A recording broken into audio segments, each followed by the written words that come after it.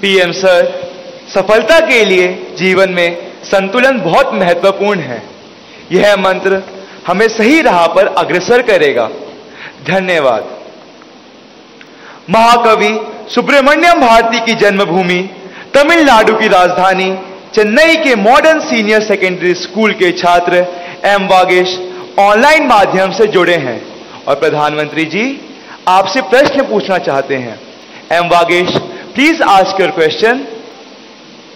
Honorable Prime Minister Sir, Namaste. My name is M. Vagesh.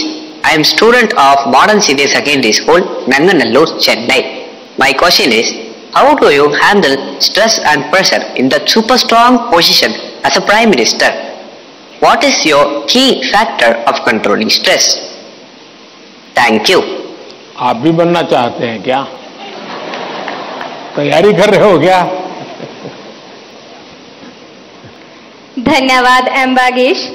आज की इस परिचर्चा का अंतिम प्रश्न देवभूमि उत्तराखंड, जो अपनी प्राकृतिक सुषमा के लिए प्रसिद्ध है, उधम सिंह नगर स्थित डायनेस्टी मॉडर्न गुरुकुल एकेडमी की छात्रा स्नेहा त्यागी ऑनलाइन माध्यम से जुड़ी हैं और प्रधानमंत्री जी से प्रश्न पूछना चाहती हैं।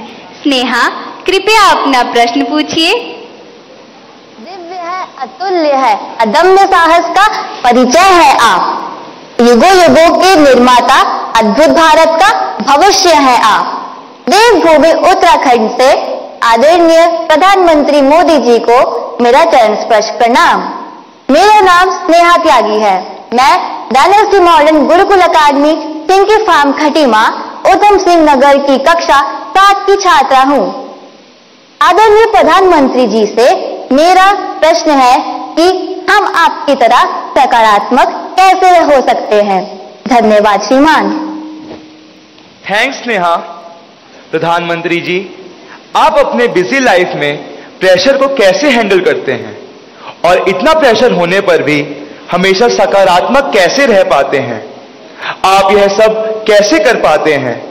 कृपया अपनी सकारात्मक ऊर्जा का रहस्य हमसे साझा करें। प्रधानमंत्री जी।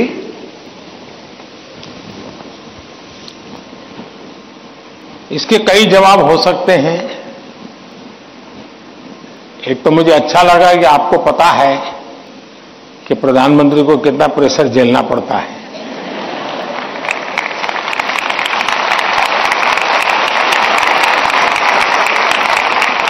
वरना आपको तो लगता होगा हवाई जहाज है, हेलीकॉप्टर है, उनको क्या है, यहां से यहां जाना है, यही करना है। लेकिन आपको पता है कि भांति भांति ये सुबह शाम,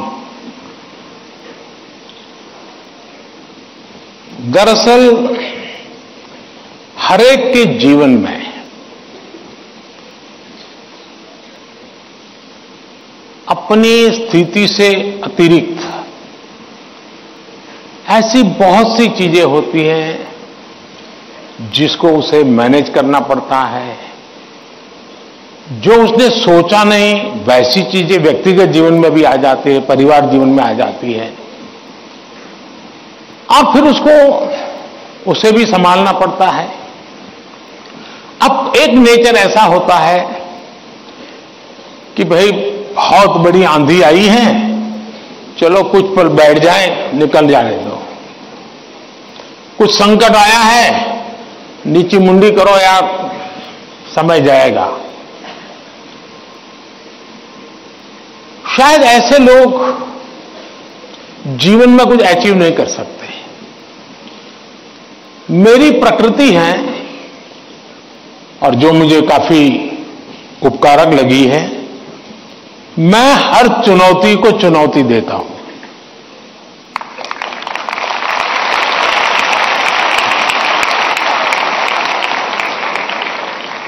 चुनौती जाएगी, स्थितियां सुधर जाएगी, इसकी प्रतीक्षा करते हुए मैं सोया नहीं रहता और उसके कारण मुझे नया नया सीखने को मिलता है। हर परिस्थिति को हैंडल करने का नया तरीका, नए प्रयोग, नई स्ट्रेटेजी, ये इवॉल्व करने का सहज मेरी विधा, मेरा अपना विकास होता जाता है। दूसरा, मेरे भीतर एक बहुत बड़ा कॉन्फिडेंस है। मैं हमेशा मानता हूं कि कुछ भी है,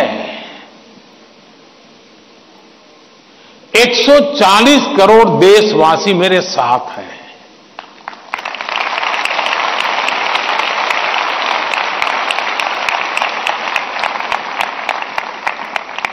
अगर 100 मिलियन चुनौतियां हैं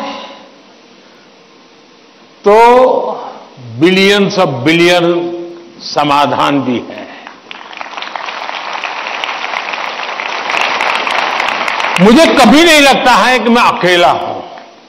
मुझे कभी नहीं लगता है कि मुझे करना है। मुझे हमेशा पता होता है मेरा देश सामर्थ्यवान है, मेरे देश के लोग सामर्थ्यवान है, मेरे देश के लोगों का मस्तिष्क सामर्थ्यवान है। हम हर चुनौती को पार कर जाएंगे। ये मूलभूत मेरे भीतर मेरा सोचने का पिंड है, और इसके कारण मुझे कभी नहीं लगता है यार मुझ पे आया क्या करूंगा। मुझे लगता है नहीं, 140 करोड़ लोग हैं, संभल जाएंगे, ठीक है, आगे मुझे रहना पड़ेगा, और गलत हुआ तो गाली मुझे खानी पड़ेगी, लेकिन मेरे देश का सामर्थ्य, और इसलिए मैं अपनी शक्ति देश के सामर्थ्य को बढ़ाने में लगा रहा हूं। और जितना ज्यादा मैं मेरे देशवासियों का सामर्थ्य बढ़ाता जाऊंगा, चुनौतियों को चुनौती देने की ताकत हमारी और बढ़ती जाएगी।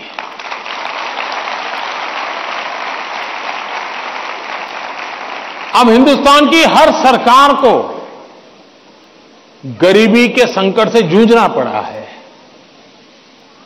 हमारे देश में संकट है ही है, लेकिन मैं डर करके बैठ नहीं गया।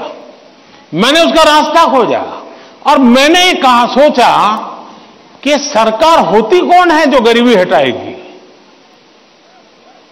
गरीबी तो तब हटेगी जब मेरा हर गरीब तय करेगा कि अब मुझे गरीबी को परास्त करना है। अब वो सपने ही देखेगा तो होगा कि नहीं होगा। तो मेरी जिम्मेवारी बनती है कि मैं उसके सपने को पूरा करने के लिए सामर्थ्यवान बनाऊं, उसको पक्का घर दे दूं, उसको टॉयलेट दे दूं, उसको शिक्षा की व्यवस्था दे दूं, उसको आयुष्मान योजना का लाभ दे दूं, उसके घर से नल पहुंचा दूं। अगर मैं एक चीजों से जो उसको रोजमर्रा की जिंदगी से उसको जूझना पड़ता है, अगर मैं उससे उसको मुक्ति दिला देता हूं, उसको एम्पावर करता जाता हूं, तो वो भी मानेगा अब गरीबी गई, अब मैं उसको मारूंगा। और आप देखिए, इस मेरे 10 साल के कार्यकाल में देश में 25 करोड़ लोग गरीबी से बाहर आए हैं। अब यही चीज और लोग भी तो जैसे बिताया, मैं भी बिता देता। और इसलिए मेरी कोशिश रहती है कि हम देश की शक्ति पर, देश के संसाधनों पर भरोसा करें। जब हम इन सारी चीजों को देखते हैं तो कभी हम अपने आप को अकेला महसूस नहीं करते। जी मैं क्या करूं, मैं कैसे करूं, अरे मैं तो एक चाय बेचने वाला इंसान, क्या करूंगा, ऐसे नहीं सोच सकता हूं जी।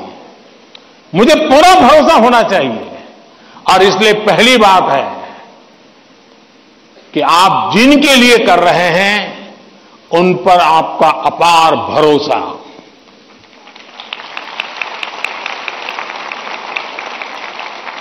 दूसरा, आपके पास निरक्षीर का विवेक चाहिए। कौन सा सही है, कौन सा गलत है, कौन सा आज जरूरी है, कौन सा अभी नहीं, बाद में देखेंगे। आप प्रायोरिटी तय करने का सामर्थ्य चाहिए। वो अनुभव से आता है, हर चीज को एनालाइज करने से आता है। मैं दूसरा प्रयास ये करता हूं।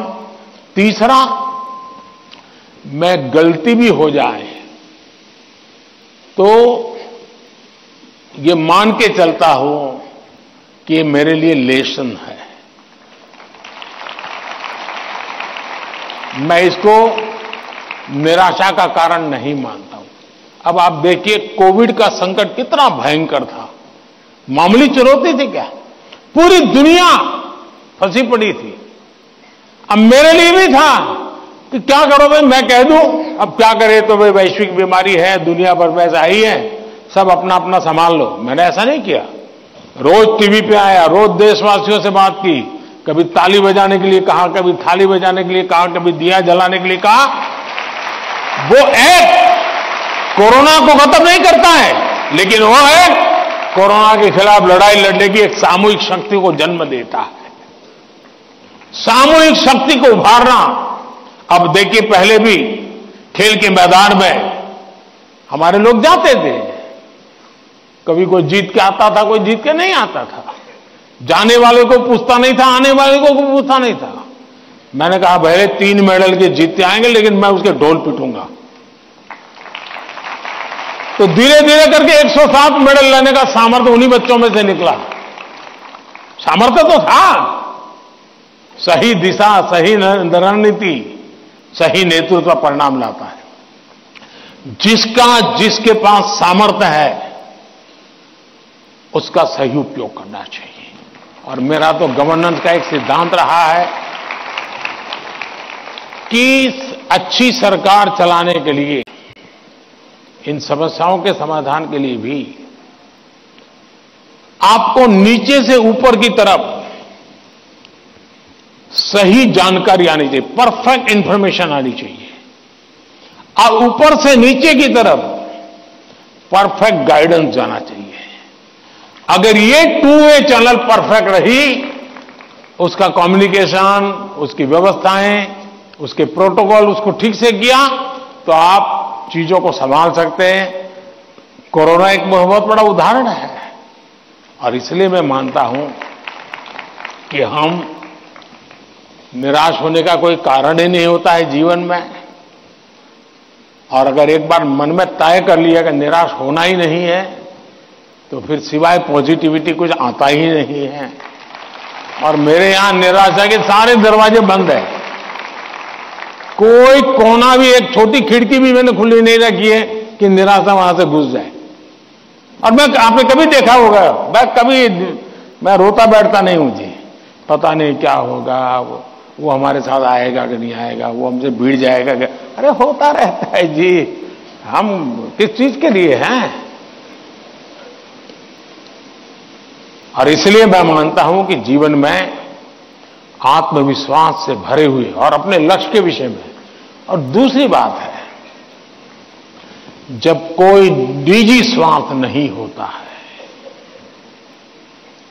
खुद के लिए कुछ करना तय होता है, तो निर्णयों में कभी भी दुविधा पैदा नहीं होती है। और वो एक बहुत बड़ी अमानत मेरे पास है।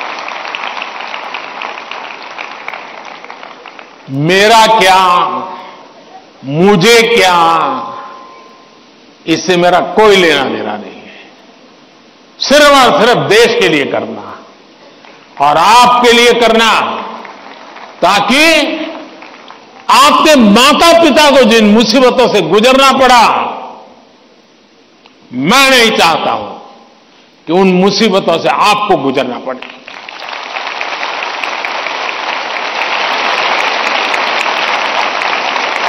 हमें ऐसा देश बना करके देना है दोस्तों, ताकि आपके भावी पीढ़ी को भी, आपके संतानों को भी लगे कि हम ऐसे देश के अंदर और पूरी तरह खिल सकते हैं, अपना सामर्थ्य दिखा सकते हैं। और ये हमारा सामूहिक संकल्प होना चाहिए, ये हमारा सामूहिक रिजॉल्व होना चाहिए, और परिणाम मिलता है। और इसलिए साथियों, जीवन में पॉजिटिव थिंकिंग की बहुत बड़ी ताकत होती है। बुरी सी बुरी चीज में भी पॉजिटिव देखा जा सकता है, उसको हमने देखना चाहिए। धन्यवाद जी।